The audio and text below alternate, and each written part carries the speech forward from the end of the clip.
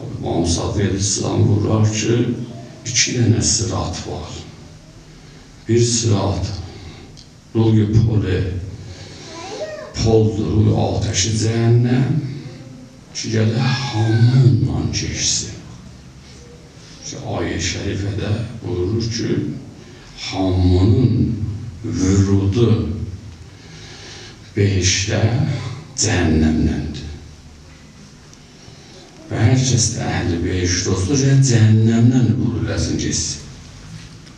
O sıratdan, poldan ilə rədd olsun. İmam Sadiq Aleyhisselam buyurur ki, o pol birdən tapılmayıb ki.